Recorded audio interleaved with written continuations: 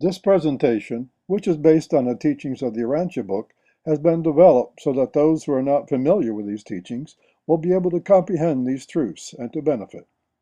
In the presentation, those who are familiar with the teachings of the Urantia Book will gain insight into how we must grow in our understanding and application of these supernal teachings. There are, however, a few terms that need explanation for those who are not familiar with them. First is a thought adjuster, sometimes just called adjuster. The Urantia Book teaches that each of us of normal mind is indwelt by an actual fragment of God, the thought adjuster, and it is the interaction between this God within and our own free will decisions that give rise to and strengthen our soul, our potentially eternal self. The next concept is the mansion worlds. This is where we become conscious, where we are repersonalized after our life in the flesh here on earth, which is known as Urantia in the universe records. We take up our existence on the mansion worlds and begin there by learning things that we might have learned on earth but failed. Finally, the revelators are the supermaterial beings who gave us this epical revelation, the Urantia Book, and all quotations are from the Urantia Book. In the summer of 2011, I was fortunate to attend the Urantia Book Fellowship's International Conference in Salt Lake City. Before the conference began, there was a brief informal tour of the city, including the tabernacle, the conference center, and the visitor center. I was most impressed by the people, the beauty of the city, and the Mormon buildings. So impressed, in fact, that I bought the Kindle edition of the Book of Mormon. After reading that, I also obtained and read the Quran. While nothing could be expected to compare favorably with the Urantia Book, these religious texts were disappointing. Studying their theology was not the goal, but the texts and message were unsatisfying.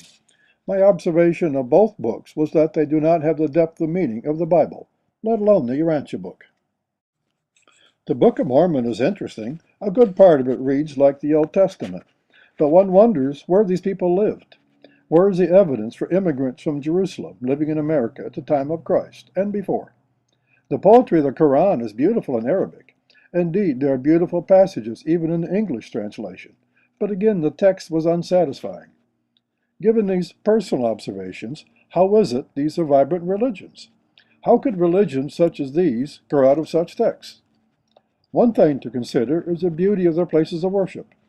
Indeed, most religions have magnificent and inspiring places of worship. All major religions have some story to capture the interest of believers, such as the story of Jesus, or Muhammad, or Buddha. But the beauty of the places of worship is an important factor in enhancing the worship experience. Beautiful places to worship and meditate are important factors in spiritual growth. We, as students of the Urantia Book, need such places for communion with God and to enhance our faith. While constructing any sort of Urantian religion is not recommended, I do believe that we as a Urantian community need beautiful places for meditation and worship. When it is not possible to worship God in the tabernacles of nature, men should do their best to provide houses of beauty, sanctuaries of appealing simplicity and artistic embellishment, so that the highest of human emotions may be aroused in association with the intellectual approach to spiritual communion with God. This presentation gives my reasons for wanting beautiful places for meditation. The Urantia Book states that the keys of the kingdom of heaven are sincerity. The keys of the kingdom of heaven are sincerity, and more sincerity. All men have these keys. However, perfection, hunger is key to progress in the kingdom of heaven. To achieve progress in anything requires two components. First, a realization that one is lacking in something vital, and second, perfection, hunger. One must know progress is needed, and also must desire it passionately.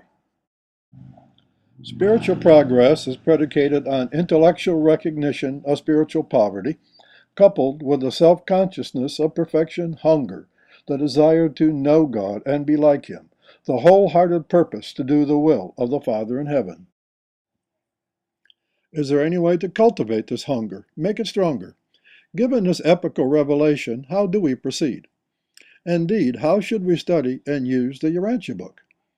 The Urantia book is an intimidating body of revelation, and one hardly knows how or where to begin the study of it. The easy approach is to start with Part 4 and learn about the life and teachings of Jesus, whereas some might start with Part 3 and learn the history of our planet. William Sattler Jr. likened the Revelation to a symphony, the way many themes appear at various places throughout the book, and such a symphony needs to be appreciated from beginning to end. The Revelators would desire us to start with a foreword and plunge ahead, trusting our thought adjusters to assist us in understanding difficult concepts.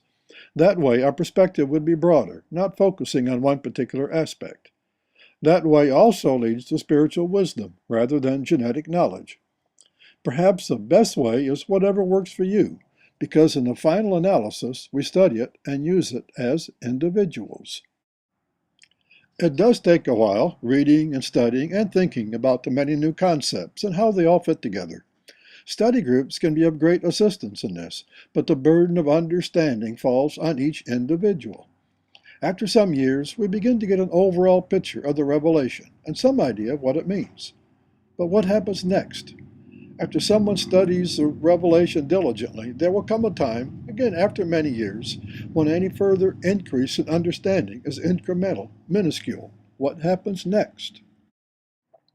I have attended study groups where many are at this point. They appear to be just doggedly plunging ahead, reading it over and over, but some vital spark is missing. We know we must live these teachings, but how do we do this? And is that enough? Does the Urantia book give any clues on the subject? Recall, it is on the initial mansion worlds where we learn things that we might have learned during our life in the flesh here on earth, but failed. The Urantia book describes the schools on these worlds as follows. On the mansion worlds, such schools are organized in 3 general groups of 100 divisions each. The schools of thinking, the schools of feeling, and the schools of doing. Could this be a clue? Thinking, feeling, and doing. The thinking part is easy to comprehend. If anybody has studied the epical revelation for any length of time, then that person knows how to think. We have begun to understand it somewhat and to correlate the different aspects. But what do we do with this revelation? Religion has to do with feeling, acting, and living, not merely with thinking. Thinking is more closely related to the material life, and should be in the main, but not altogether, dominated by reason and the facts of science, and in its non-material reaches toward the spirit realms by truth. There's that word again, feeling. How can we feel this revelation? How do we feel these teachings? Happy are they who hunger and thirst for righteousness, for they shall be filled. Surely those are just words. That is even in the Bible. Your deepest nature, the divine adjuster, creates within you a hunger and thirst for righteousness, a certain craving for divine perfection. So are we to sit around and get all touchy-feely?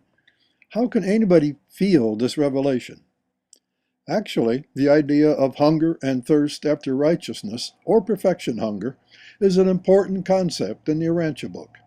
This phrase, in various forms, appears more than 35 times in the Revelation. Something mentioned that often must indeed be vital. It is imperative that we seek to enhance our feelings, our perfection hunger, our hunger and thirst after righteousness. We must grow our spiritual feelings. As for how to implement this concept, how to contact our feelings, we will start by introducing 2 word pictures.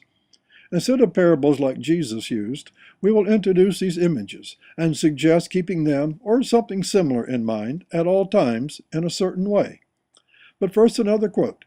In describing a progressive civilization in the epoch following our material comfort era, they say, food, security, and material comfort still dominate society, but many forward-looking individuals are hungering for knowledge and thirsting for wisdom.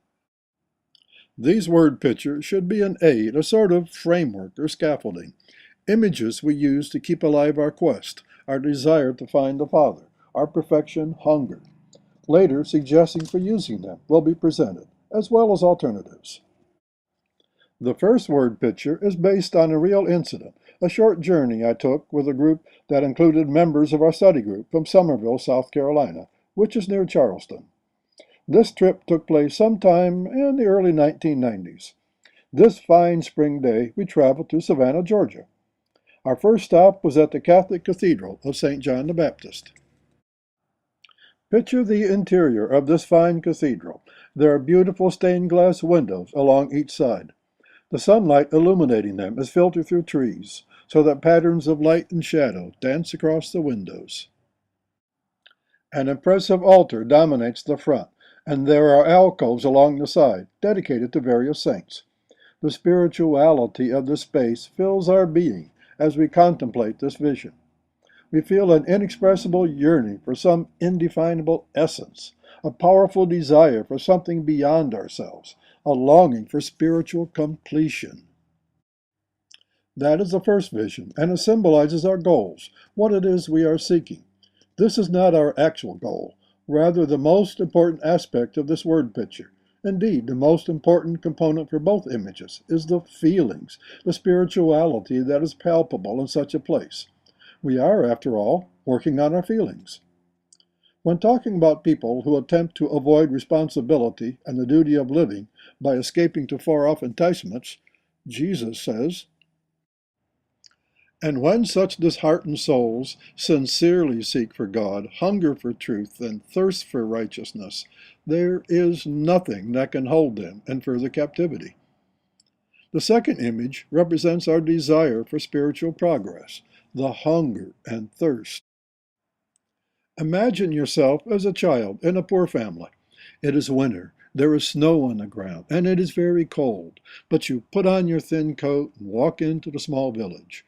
You want to see the sights and the people, to take your mind off your hunger, for you do not get enough to eat. In the village there are small shops, but few people are out because of the cold. One shop is brightly lit, and you rub the window to clear the snow away. It is a bakery, and in the window is a fresh German chocolate cake sitting on a small stand. One slice has been cut, and it rests on a plate beside the cake. The cake looks fresh and moist. Your mouth begins to water. You know you cannot enter the shop. You are poor, and they would throw you out. But the hunger burning within you cannot be extinguished. You feel you would do anything necessary for that piece of cake. This hunger consumes you. That is our hunger image. How are they to be used? But first, a word from our sponsor. "And I have not come to call the would-be righteous, but sinners and all who hunger and thirst for the righteousness of divine perfection." In order to describe the use of these word pictures, it is necessary to talk a bit about our mind. I am certainly not an expert in such things, but I have used mine with varying success for just over two-thirds of a century. That is my credentials. The Urantia Book mentions three regions of our mind: the subconscious, conscious, and superconscious. Remember, it is in the superconscious region that the thought adjuster interacts with our mind. Since it is in the conscious region that our awareness resides, and it is in this region that we make our free will choices, we will concentrate here. Even our consciousness has various levels, regions of awareness. For example, we may be walking along the sidewalk, going to a store or something. We do not need to think about how to move our legs and feet to take a step, or exactly how to swing our arms, because an automatic region of the mind does it. So as we walk along, we can enjoy the weather, think about the Urantia Book, or mentally go over our shopping list. We use our mind to think about other things as we walk along. For the purposes of this discussion, we will consider three subregions of our consciousness. The first we will call foreground operations. This is a region that moves the legs and arms. It also surveys our surroundings for hazards and items of interest. Most of its work is automatic. We become conscious of it when something happens. Say when some idiot cuts in front of us on the interstate and we slam on the brakes. Foreground operations takes care of the routine stuff and alerts us when necessary. The second region will be called background operations. This is where we think about our shopping list, about what we're going to tell the boss, or perhaps think about the epical revelation. Our conscious thoughts are generally in background operations. There is a third region, the fundamental zone. This is a region behind the background, a region of emotions and feelings that are beyond the reach of conscious thought. It is in the fundamental zone that we reach out towards the superconsciousness. I first became dimly aware of this region sometime after the trip to Savannah. Afterwards, I seemed to be able to bring up the emotions felt while standing in the cathedral. A certain internal state of being was associated with the emotions felt in the cathedral, and at times attempts were made to strengthen it. This state of being was consciously recalled, and these attempts at strengthening were called spiritual exercises. The important aspect of the word picture is the feelings it evokes. That is what we are working on. The idea is to close your eyes. Imagine you're in this space, this cathedral. Totally concentrate on it, and then take note of your feelings, on what happens within. This will probably not be anything physical. There will not be anything specific to be aware of. What it will be is something subtle, an emotion, a certain feeling, a given state of, call it spiritual energy, for want of a better term. To define the spiritual experience with words based on the physical realm defeats the purpose of the exercise. It is feelings we are working on. It has been said that a picture is worth 1,000 words, but a real place is worth an infinite number of words. Therefore, a better idea would be to go to such a cathedral or other beautiful place of worship when it is empty of worshippers and experience these emotions firsthand. Carefully take note of them, and while these spiritual longings are being experienced, remember them, sort of like taking an emotional or a spiritual photograph. Capture these feelings for later recalling. Once these feelings have been identified, the spiritual picture taken, with practice they can be called up at will. One can walk along the street, think about something extraneous, and at the same time be aware of this feeling pushing into the fundamental zone. This push into this region of feelings is constant, always with us. Sometimes you notice it more strongly than at others, but it is always there. We use a second image, our hunger, to give strength and intensity to this push into the fundamental zone. As we continually concentrate on this pushing into the fundamental zone, it becomes more active and more adept at interacting with the superconscious region of our mind. This is a way to train the fundamental zone so that we can better activate our feelings, our hunger and thirst after righteousness. Once this internal state has been recognized, one can enhance it at will. One can be aware of this hunger in the fundamental zone while thinking about something else. Indeed, this hunger, this reaching out for something beyond us, must always be there. Another approach would be to build or regularly visit a meditation room. This would be a beautiful place that is so constituted as to arouse spiritual feelings. One could go there periodically to meditate and to reinforce the perfection hunger. These beautiful spaces encourage our spiritual longings, our urge to become perfect, even as God is perfect. These places are vital to our spiritual growth. Or we could visit beautiful natural spaces and meditate while enjoying God's magnificent creation.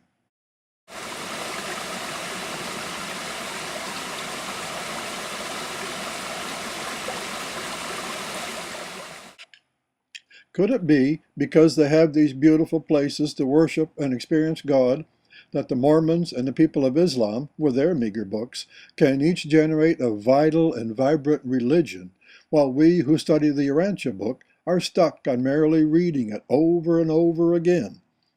This spiritual hunger and thirst does not stop this side of paradise. We need to be always aware that He is constantly with us, and we need always to be reaching out toward Him. Also, there's no part of our being that He is not aware of, does not participate in. When praying, I do not say Amen at the end, because that seems so final. As if we're saying to God, okay, you can go away now, we're through talking to you, goodbye, go on, shoo, shoo. We absolutely need to keep Him always with us. Until you attain paradise levels, goodness will always be more of a quest than a possession. more of a goal than an experience of attainment. But even as you hunger and thirst for righteousness, you experience increasing satisfaction and a partial attainment of goodness. These spiritual urges and feelings cannot be described in our language, which is based largely on material things. The best we can do is say it is like this or like something else. In the Urantia book, Jesus 5 times describes it by saying, "The kingdom of heaven is like." After my visit to the cathedral, there grew within me an awareness of a certain feeling whenever the event was recalled.